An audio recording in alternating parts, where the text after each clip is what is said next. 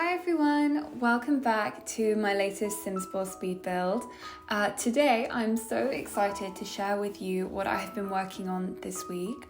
It is a beautiful, calm, peaceful gatehouse that I decided to make that I found on Pinterest, and I thought it was so beautiful and I just wanted to recreate it in The Sims. So yeah, this is built on, I can't exactly remember the size, but I think it's a 50 by 40 lot on the lot called Coldbrew Cottage in Windenburg. And I don't normally build in Windenburg, and I felt like it's been such a long time since I've tried to, so yeah, I basically made this build specifically because I wanted to experiment with Windenburg a bit more. And so I was scrolling through Pinterest late one night and I came across this gorgeous little gatehouse, and I was immediately so curious as to how I could make it in The Sims. As you can see, some of the architectural details are kind of unique and I was so intrigued. I was like, could I make this in The Sims or would it not work at all? So I started experimenting like early last week and it kind of just all came together, and I was so pleased about it because I am always trying to push the boat out a little bit with the builds that I make and try something new and give you guys something interesting to watch and entertaining. So I hope you guys agree and you like it. I definitely really like it, and definitely stay and look at the rest of it that I make, especially once I've done the landscaping. It really comes together. So yeah, it took a little while though, and quite a lot of this I had to do off camera because there were some bits that I was like, do I do this or do I do that? And I had to go backwards and forwards quite a lot, but it definitely has all come together in the end. So one of the things I like most about this build is the colour of the brickwork. I really love the warm sandy colour that I used for this. It is pretty much exactly the same look and style as the photo I had as a reference, and I don't know, I've made them with like large, very kind of posh looking houses before, but for some reason I haven't made one with like kind of slightly gothic style to it as well as being this like big formal house. So it was a whole mashup of different styles. I don't know if that even makes sense, but anyway, it was a really cool build to make basically, and I really enjoyed it. So traditionally gatehouses like these will be situated at the front of a huge estate, and you'll have, guests arriving in their horse and carriage, and they will pass through the gate that you can see, the archway there, and they will travel up the track to this huge stately manor house or wherever it is, or castle, or I don't know, hall, whatever.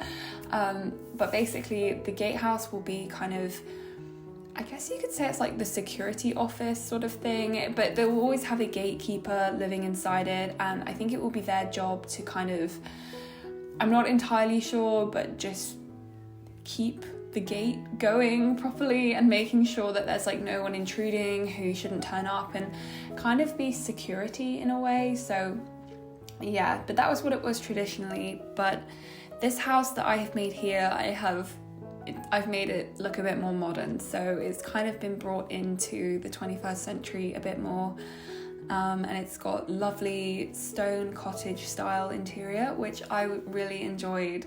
It is definitely one of my favourite styles, and I've made a couple of builds that are similar to this, so I'm kind of getting the hang of my interior decorating style that I'm most comfortable with, but I am always trying to change it up a little bit.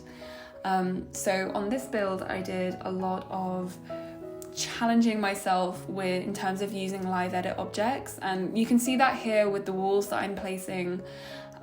They were curved and kind of tricky to get them to all line up and look like it was this pathway that was winding up to this big house. So yeah, and then I kind of made it like crumble off at the end because, I don't know, in my mind it kind of fallen a little bit into disrepair, and there was no carriages coming through the gatehouse anymore, so I just left it as it was basically. So yeah, and I filled it all in with this gravel track, and I think it adds a lovely detail to the house as opposed to just having a house with an archway. It's got this lovely track leading up to it, and you can have your Sims like walk along it or bike along it, and I don't know, I just wanted to add that detail in, and I hope that you guys like it. So yeah, and like I'm saying, I'm always trying to push myself with doing different things. So the one thing I did with this build that I don't normally do is I added a ton of flowers into the landscaping. Normally I like to use flowers, but I have a certain look when I do my landscaping that I like to go for. So with this build, I really made sure to challenge myself and to go with something new. So the first thing I did was adding these like wildflower clumps that I don't normally use, and you'll see me using them in a minute. They came from the Live Edit Objects catalogue, which is one of my favorites to use, and yeah, basically I really enjoyed using them, and I placed them all over the garden, and in my mind it just looks like spring or summer is in full bloom. And it's, well, you know, the time that I'm filming this is springtime, so it was really just felt so nice to feel like it was a sunny floral garden. And I don't know, I felt like in my mind the Sims who lived here were really into being outdoors. Like they did a lot of walking, and maybe they had a dog or a cat.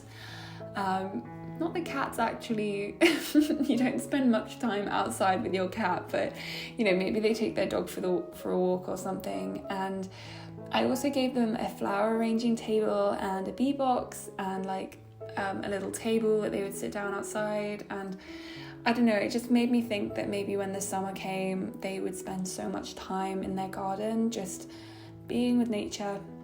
And that was something that I really enjoyed doing. And yeah, I also definitely enjoyed playing around with all of these Live Edit plants that they have.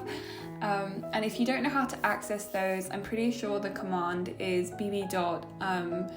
show live edit objects or something, and there's a whole load of them. You can get debug objects and live edit objects. So if you don't know about that, there's lots of tutorials on YouTube or literally just websites that you can Google, and they'll tell you like how you access these, but they're basically hidden in-game objects, and they are so useful. And it just it adds so many objects to the game that I don't understand why they don't have them in the catalogue already. But anyway, enough said about that.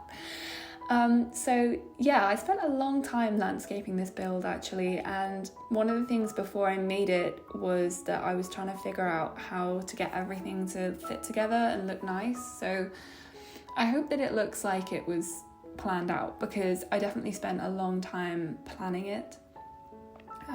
Here I'm adding some little activities in the garden and things like plant pots and like a table, because I thought they'd have picnics and all sorts of things.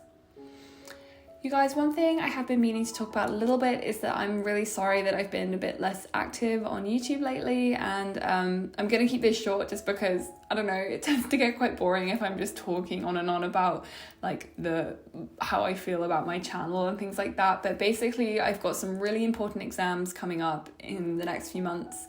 And so I'm having to focus a little bit more on those and a little bit less time spent on my laptop or being creative on The Sims, which, it just breaks my heart. I really miss it. But yeah, if you guys are all right with that, that is my plan, and I can't wait to get back to it a bit more. But just so you know, for now, I might be doing a couple of shorter builds instead of really long, like adventurous ones, just whilst I keep it ticking along until I have finished these big sets of exams I've got to do. But yeah, I'm not excited about it either, if that's any help. So now we are building in the inside of the house, and I really enjoyed making this. I think doing little stone cottages are probably one of my favourite styles to decorate, and like I was saying earlier, I've really started to get my style down now. I was very quick actually when it came to building this cottage, hence why the video isn't very long today. But I hope you'll see that I was really enjoying using this style, and the neutral colours of the pale wood and the beautiful like lime washed walls along with the flagstone floors was just so so cohesive and I loved it so much. So yeah, I hope that's something that you guys like as well. And let me know what other design styles you'd like to see, because I don't know, I'm so up for trying anything and that will be so fun.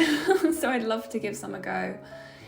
So here you can see I'm building the kitchen, and I kind of wanted to make it look like there's old features to this house that have been added to with slightly newer ones. So the really old Gothic style windows and flagstone flooring, I then made it look like, okay, well, some of the furnishings are a bit newer, but then the paintings are old. So I really like the mixture between the new things and the old things, and how it makes it look really comfortable and cozy and just a nice space for your Sims to be. So in terms of the layout of the house, it is quite small. It has a very small little kind of living room nook, and then a kitchen and a small dining room, and then also one bedroom.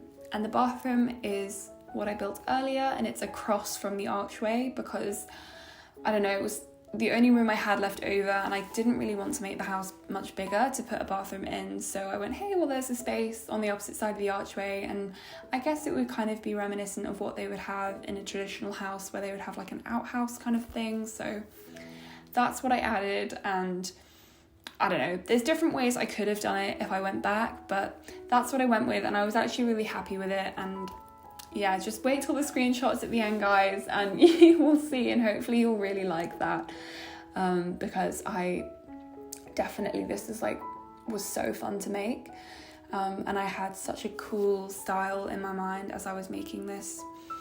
So the bedroom is a little bit larger, and it's got, you know, these beautiful decorations in it, and the big cupboard, which I believe came from Felix Andre, but I might be wrong, but a lot of CC here is made from Felix Andre. Anyway, you guys, this is nearly the end of the video, so I'm gonna leave you guys now. I'm gonna say goodbye and have the loveliest week ever. I love you guys so much. Thank you for watching. Bye, guys.